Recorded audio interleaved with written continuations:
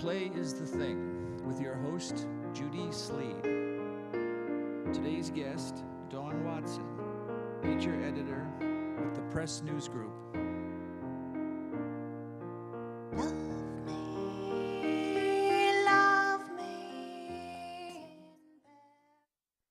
Hello once again for the Play is the Thing.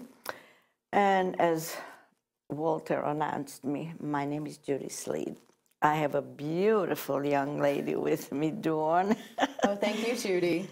I'm so happy you could come and adorn the stage, as they say, in showbiz. Thanks for asking. It's always nice to be asked. Thank you. And you are with the news group, which is the Southampton Press. Yes, Southampton Press, East Hampton Press, and 27east.com, which is our website. So all of the papers and the site. And you have a very important job there. I have a very awesome job there. I have, I'm the features editor, which means I'm in charge of our arts section and our round and about calendar and our residence section. So all of the lifestyle sections, aside from sports, which is not me. But those are all the things that I get to do, which is kind of my dream job. I'm lucky. I'm very fortunate. Well, you must be very talented because you got this in a very short time. I remember when you first came there. Yes, I've been with the press for about 4 years. I started a job in newspaper after never having worked in journalism before. I was a business development marketing person, and I came out east, and it had always been my dream to be a writer, and I was always a little bit reluctant because I knew that it's not a great paying job, and it's also a very difficult job because everybody wants to have that job. It's kind of a, you know, a glamorous job from the outside anyway. But so then I saw that the press was looking for a reporter, and I applied, again, mid-career, and got the job, and I went from reporter to assistant editor to features, and very, very fortunate. And here you are. Yes. And we met at your birthday 3 years ago? Well, it was, I don't remember if it was my birthday or it was the 100th show I did. I can't remember. I thought it was a birthday thing. It could have been. Yeah, I like to give myself parties. I like any excuse to eat cake. Yes, and that's when you first started working for the press. Yes, about a year after. Yes, when I started working in the Southampton office. Yes. Yes. Well, so you have the paper with you. Is there something you would like to tell me and the whole world about? Well, the East Hampton Press comes out today on Wednesdays. Wait, today is Wednesday, yes. It is. Oh, I'm sorry, it came out on Tuesday. Yikes. I thought it comes out on Thursdays. It comes out on Wednesday. No, now I'm all confused. I was off home today taking a sick day, but I'm not quite as up. But the East Hampton Press comes out on Wednesday. The Southampton Press Eastern Edition comes out Wednesday night, Thursday morning. Yes. So we do have papers on the newsstand now for this week, for the April 28th issue. So I'm back with it.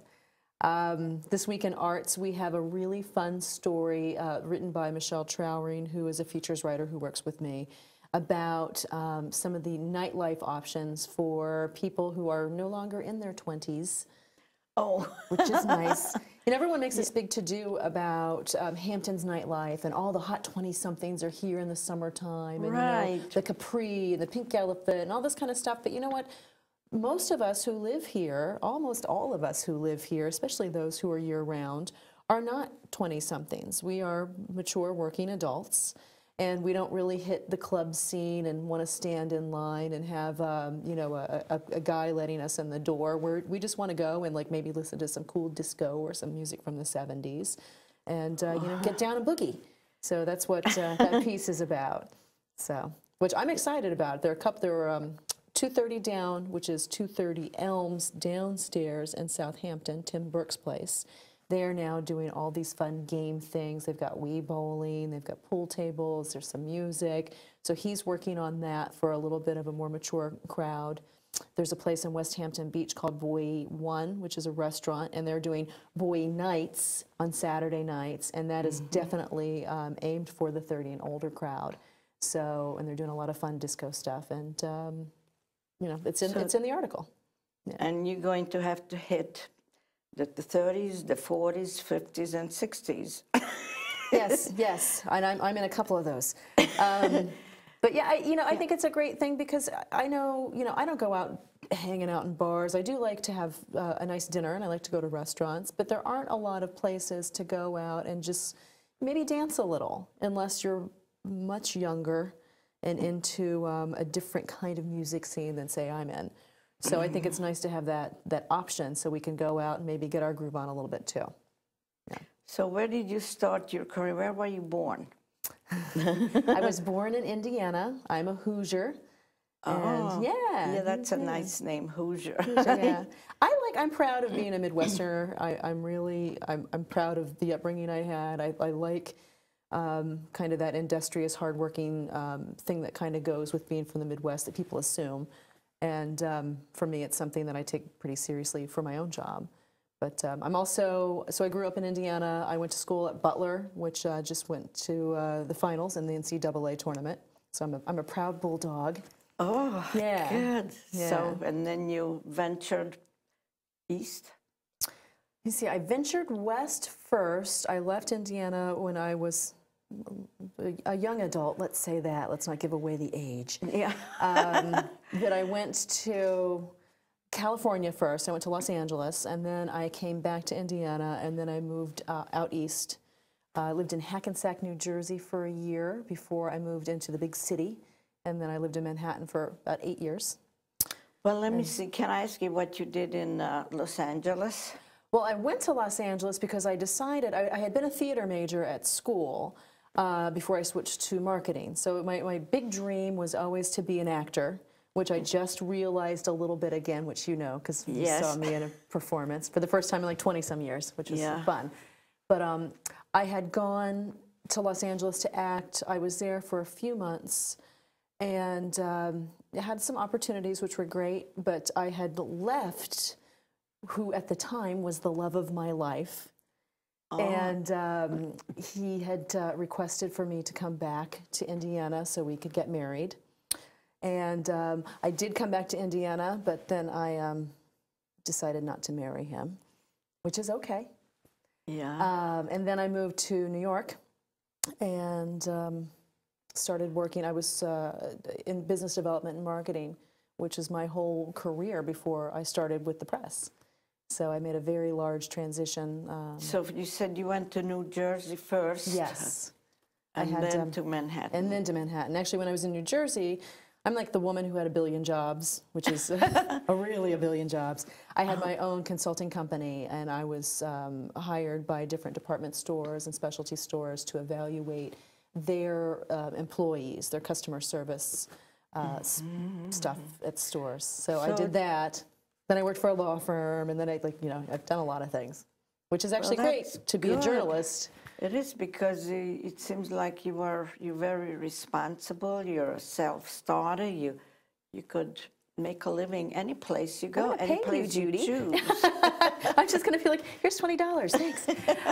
No, it's funny. I had a lot of different opportunities, and I had a lot of different interests when I was younger, and it's funny how all of those things kind of come together. I was a theater major, and I was a marketing major, and those things are definitely things that kind of work hand in hand.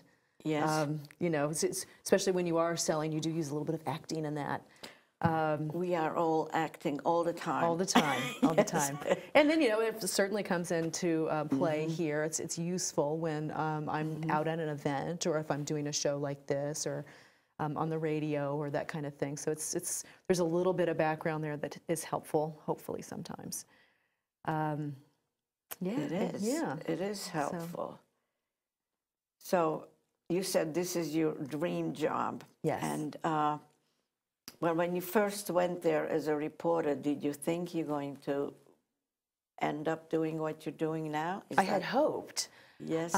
When I applied for the job, I knew it was the opportunity of a lifetime. I knew that if you know, I'm here, I saw this ad in the paper. I didn't actively pursue writing, although I had written some magazine articles, and fortunately they got picked up and I got paid for them, which was amazing. Just, you know, writing a story and someone said, okay, we'll print it. Wow.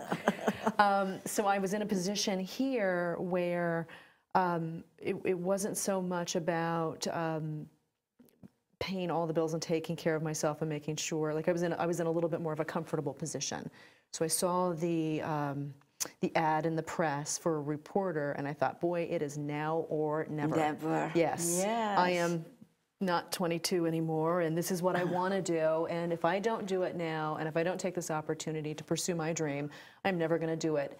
And I'll do the job that I had, and I will be good at the job, and it will be lucrative, and I will have some measure of success. But I knew that I would always regret not pursuing this job. So I took the job, and it paid off. It paid off. It was challenging, you know. It was certainly a different lifestyle, but it absolutely paid off. And I remember sitting in an interview at some point with my executive editor, Joe Shaw, and my editor at the time, Frank Costanza, who runs the Western edition, and them talking to me about what do you want to do in 5 years, and where do you see yourself, and you know, what do you want to be. And honestly, I took the job because I wanted to be a writer, and I wanted to get some clips under my belt so I could sell a book. Now, 4 years later, you know, the book is still not written, but because I'm writing all the time for work. But when Joe asked me, what do you want to do and where do you want to be? And I said, well, I want to be an editor. And he said, 5 years, I don't know if you're going to be able to pull that off that fast. And I was fortunate enough, and there were just enough kind of things that fell into place that I was afforded that opportunity in, gosh, just over 2 years.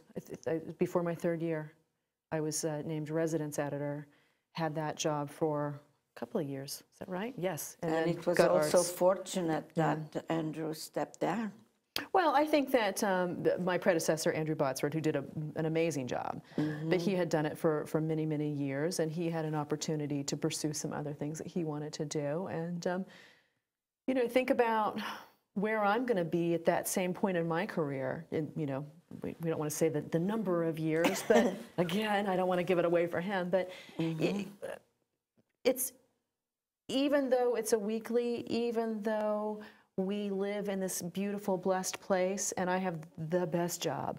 But I think maybe after, you know, a couple of decades of it, maybe I'll get tired of the deadline. I don't know. Maybe I'll say I want to go and teach other people how to write, or I want to pursue theater, or the things that Andrew has decided to do. But probably they're going to have to drag me kicking and screaming out because I wake up, I go to work, I'm at work at like, you know, 6, 7, 8 o'clock in the morning because I just can't wait to get started. So. Well, I know it is the deadline. I was married one time to one time. I was only married once. They're number 4, number 5. To a newspaper. Man, he had a job at a newspaper, and I know the deadline. It's amazing. I always actually think that the spouses of people who work in newspapers are saints, because I got to tell you, it's a rough job for married people and people with children. I don't know if how that worked out for you. I don't want to dwell, but I think about that for some of my coworkers who, you know, have families, and I think, boy, there's no way. I know that if I were married, which I'm not. Hey, man, give me a call. No. Let's use this. No, I think if I were married and if I had to come home and be even in an equal partnership, and I've got to make the food, and, you know, he's got to do the dishes, and we've got to take care of children or all that kind of stuff, I couldn't do it. I mean, my hours are crazy. I'm at the office, and I'm at events, and I'm working on the weekend, and I'm going to parties, and which is fun. But it's not really conducive to taking care of another person or keeping regular hours. So. Yeah, you're being very realistic. Yeah. Yes. I mean, it would be nice to have somebody to come home to, but it's also, but I think about that when I'm running around and I'm eating a granola bar, you know, because I don't have time to cook. And I think, boy, I don't know who's going to put up with this, but maybe somebody will. Yeah. And you are also, you mentioned you're writing a book, or you think